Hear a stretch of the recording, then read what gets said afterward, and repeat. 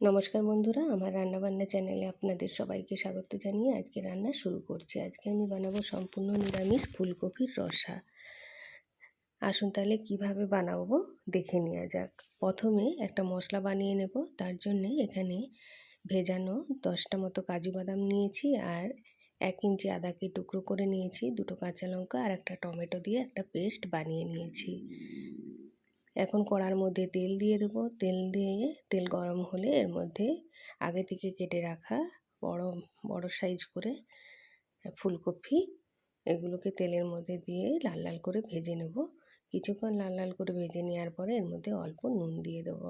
নুনটা দিলে ফুলকপিটা ভাজাও হয়ে যাবে, কিছুটা সেদ্ধ হয়ে যাবে, ভাজতে ভাজতেই কিছুটা সেদ্ধ হয়ে যাবে। এখন ফুলকপিগুলো ভেজে নেওয়ার পরে কড়া থেকে ফুলকপিগুলো তুলে নেব। কড়ার মধ্যে আরও 1 চামচ মতো তেল দিয়ে দিয়েছি। ওই তেলটা গরম হলে এখানে ডুমো ডুমো করে কেটে রাখা আলু আর অল্প একটু নুন দিয়ে আলুগুলোকেও লাল লাল করে ভেজে নেব। আলুগুলো নুন দিয়ে ভেজে নেওয়ার কারণে আলুগুলো কিছুটা সেদ্ধ হয়ে যাবে। এখন আলুগুলো ভাজা হয়ে গেছে, আলুগুলোকেও কড়া থেকে তুলে নেব। এখন ওই তেলের মধ্যে আরও 1 চামচ মতো তেল দিয়ে দিলাম, আর দিয়ে দিলাম একটা শুকনো লঙ্কা আর তেজপাতা দুটো এলাচ, 1 টুকরো দারচিনি আর 1/2 চামচ গোটা জিরে। এই গোটা গরম মশলাগুলো ভেজে নেওয়ার পরে এর মধ্যে বাটা মশলাটা দিয়ে দেবো, আর অল্প একটু বাটি ধুয়ে জলও দিয়ে দিয়েছি। এখন শুকনো মশলা, হলুদ গুঁড়ো, লঙ্কা গুঁড়ো, ধনে গুঁড়ো, জিরে গুঁড়ো আর দিয়ে দেবো কাশ্মীরি লঙ্কা গুঁড়ো, আর অল্প একটু চিনি দিয়ে দিলাম, আর অল্প একটু নুন দিয়ে দিলাম। নুনটা যেহেতু ফুলকপি ভাজার সময় আর আলু ভাজার সময় দেয়া আছে, তাই অল্প করে একটু নুন দিয়ে মশলাটা তেল ছেড়ে যাওয়া অবধি কষিয়ে নেব।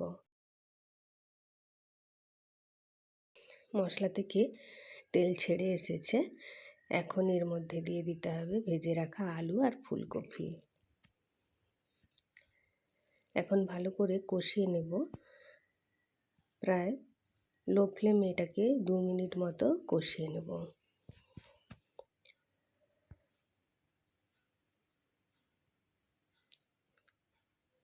মশলাটা সাথে কপি আর আলুটা কষিয়ে নেওয়ার পরে এর মধ্যে পরিমাণ মতো জল দিয়ে দিতে হবে, আর কড়ার গাটা ভালো করে ধুয়ে মশলাটা কড়ার গা থেকে ছাড়িয়ে নিয়ে এটাকে ঢাকা দিয়ে দেবো। যতক্ষণ না আলু আর ফুলকপিটা সেদ্ধ হচ্ছে ততক্ষণ পর্যন্ত এটাকে সেদ্ধ করে নেব। তারপরে এর মধ্যে দিয়ে দেবো ধনেপাতা কুচি আর কসুরি মেথি। কসুরি মেথি না যদি থাকে আপনারা শুধু ধনেপাতাও দিতে পারেন, তাতেও খেতে ভালো লাগবে, কিন্তু কসুরি মেথি দিলে এর স্বাদটা খুবই ভালো লাগে। এভাবে আপনারা অবশ্যই ফুলকপির রসা বানিয়ে দেখবেন, খেতে খুবই ভালো লাগে।